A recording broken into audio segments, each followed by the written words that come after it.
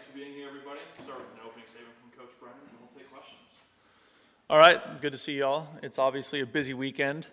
When I was speaking to y'all the other day on Tuesday, talking about, proper hydration concepts for our students and our fans, I just want you guys to know that I'm a huge fan of Powerade, huge fan, and also water. Great options, if you're trying to get hydrated for a college football game in the month of November. But like I said, you can't drink all day if you don't start in the morning. So let's wake up and get going on the Powerade and the water and get ready to cheer our asses off in Casino del Sol Stadium. Let's go. Let's see, what else we got? We got Nick Foles going in the Hall of Fame, which is a super cool thing. Really, really special. He's a great guy. He's been a great supporter of Arizona football, of our staff. He's been really, really great to me in my time here. Came out here our first year and spent a few days during spring practice. We're trying to get him back, but he's got young kids and a busy schedule.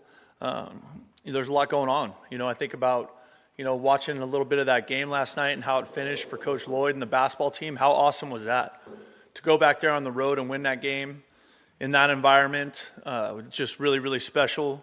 I think it speaks to just like the awesome momentum of our athletic department right now and all the exciting things that are happening. And then we got a big time game this weekend here. So, I'm looking forward to honoring our seniors. And we've talked a lot about Dalton and Stukes, but there's a lot of young men walking up there who have all made meaningful contributions to our football program. And we're going to celebrate that and really show them kind of the respect and the appreciation they deserve. And then we need Tucson, we need our fans, we need our alums to show up. We need Zona Zoo to come and set the tone for the day again. When I think about that game against Kansas, late in that game, when all the guys were up there with their shirts off, swinging their shirts and going nuts, like, let's go, man. It's funny how things get started in college football, but that was fun. We could hear you on the field. It was awesome. So we're excited for this weekend. Obviously a huge game, an excellent opponent coming to town, and we're going to be ready to play. Thank you, Coach. We'll start with Michael and then Justin. Has senior day lost any luster in your mind because of the transfer portal and just how kind of fluid things are with guys jumping from one school to another, or does it still kind of hit the same? That's a great question. I think it's probably a little bit more specific case by case. You know what I mean? I think, in my house I have 3 kids and 2 dogs, and I finished last in that order. In terms of like how my wife feels about like the 3 kids and the dogs and then me, you know what I mean? So like, you love them all, but you don't love them the same, you know what I mean? And so, that part of it, but I think whether they've been here for 1 year or they've been here for 6 years, they've all made an important contribution to our program and to the university and to the community here. I think that's what's important, that we, respect that and honor that the right way on Saturday. And obviously some guys have played more than others, and some guys were better culture guys, people than others, but everybody contributed in a meaningful way to get us to the place where we're at today. Justin and Detroit. Just with Baylor and their offense, what impresses you about the players outside of Sawyer Robertson and how he leans on those guys? Oh yeah, they've done just a fantastic job. I mean, you watch how explosive they are. All of their wideouts can go. They can all run. They can all make plays. They're all tough. And then Treg is something different, right? He's the other day I used Kellen Winslow, but choose whoever you want. Just really athletic, big body, a real coverage problem because of his length and his athleticism, right? And then their 2 running backs are really both effective runners. I think that's when you look at them offensively. I felt like going into Cincinnati, we were playing the best offense we had played, all year. And then I get on the plane after the Cincinnati game and I'm watching Baylor play Utah and I'm like, holy smokes, these guys are impressive. So, we got our hands full. It's any given Saturday in the Big 12. We've been talking about it all year. You've seen it show up all, in games all year. It's just, you need to show up ready to play because every game's a fist fight. Troy and David. With the availability report that came out, Tristan Downs was on there. Just your thoughts on Matthew Lotto getting that opportunity and what you've seen in terms of his progression throughout the last couple of weeks. I think Matt's done a great job, you know what I mean? And I really believe in Coach Oglesby and his ability to develop players. I think that's played out. This is year, I think, 6 with Josh and I together. With being a part of our staff, but I've just watched him do that with a lot of different young men. And I think, he starts by, really doing a great job of building a really strong connection and the relationship with the player, which allows him to coach that player really hard, to be really demanding of that player in that player's process of development. And he does a fantastic job with them, and Matt's ready to play. David and then Brian. One senior, Brent, that obviously you've had a lot of experience with and history with is Sam Olsen, who came over with you guys from San Jose State. How would you describe him and his road for people that don't know him? Yeah, Sam's awesome. It's cool for me to think about Sammy, just because there is a lot of history there, and there's a lot of time spent on task with him, and he's been an awesome player and teammate and a hard worker and a good student, and he recently got engaged, which was super cool. But Sam played for us as a true freshman at San Jose. I think I'm right. I'm pretty sure he caught a big 2-point conversion in the Mountain West Championship game, like over a guy from Boise State. It was just an awesome play by him. But just has always had a different level of maturity and super competitive. And, I really appreciate the fact that he chose to come and stayed with us, through all the ups and downs, whether that was at San Jose or here. He's a special guy. Brian and then Jason. Do you look at Baylor, considering the fact that they need to win one of these last 2 games to be able to continue their season, that adds a level of dangerousness to them, maybe a desperation? Absolutely. They're going to show up with all kinds of urgency and intention. Of course. Jason and then Justin. Do you ever go into a game saying, okay, we're mentally or vocally, we have to score this amount of points, like this team is too good offensively, if we score X amount of points, we should be good. Do you ever approach a game like that? No, because you just need to score one more. And the games, they happen a bunch of different ways. I've just been doing it too long, Justin and Michael. What do you remember about the first games that Matthew Lotto played last year? And was there a moment this year where you're like, okay, he's ready to grow and he's ready for the stage? I think more than anything, last year was out of necessity because of just the injury stuff that we were going through. And I would say that, like, me seeing him being ready to play, that happened more in spring practice and training camp than it did on game day. And we put him in there because we knew he was ready to play on some level, right?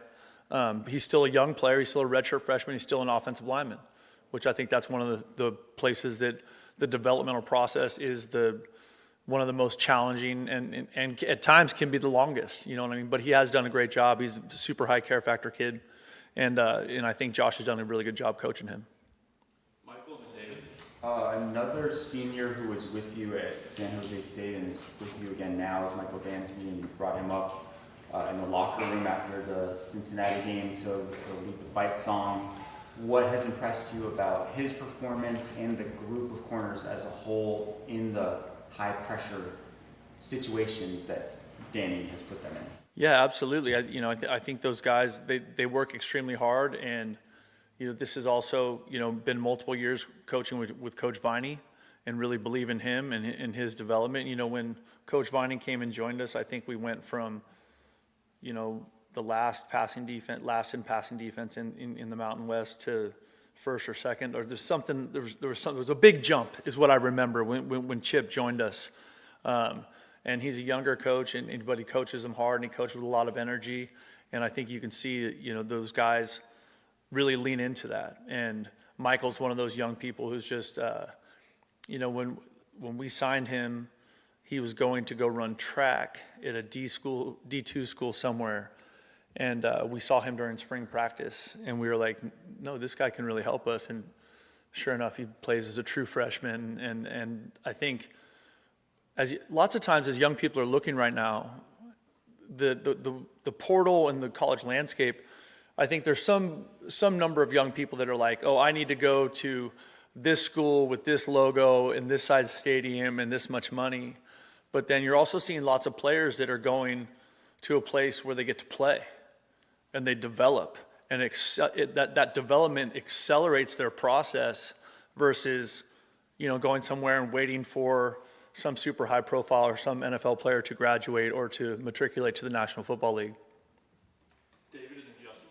Coach, in terms of how you guys have been using the running backs, has there been a system to that lately? Because, I mean, obviously, last game we saw kind of Izzy at the beginning of the game, and then it was kind of Ked seemed to be at the middle, and then, you know, Quincy was sort of at the end. Is it just a feel for which guy should be in the game, or is there a system that's evolved throughout? There's not a system, because I think that is like taking a good shooter out of a game. Like, I'm not removing Steph Curry if he's rolling. Does that make sense? I'm laughing because you got the beanie on. We got a bunch of people with beanies on upstairs. Like, the rain comes out in Tucson. Everyone's like, oh my gosh, where's my parka and the beanie? I'm like, dude, it'll be 75 tomorrow. Don't worry about it. But yeah, so that's definitely a little bit of a hot hand. And, you know, as players play in that, you know, as they play a series, and if the series extends, you know, if that player needs a break because he's been, you know, blocking and playing and getting hit, then when he comes out, it depends on how the next guy plays. You know what I mean? So it definitely, there is a little bit of a hot hand for us. Justin. What are your dogs' names? Did she put you up to this? This sounds like this is planted. Okay, so we have Benny, named after Benny the Beaver, because we got him when we were at Oregon State, and we have Sammy, named after Sammy the Spartan, when we were at San Jose State, and I have been fighting the desire to add Wilbur, number 3, and so that's why I said, did she put you up to this? I'm assuming Brent Brennan like got to you somehow. It's like, we really want Wilbur, or one of my daughters did, but no, we're good. 2 dogs is good.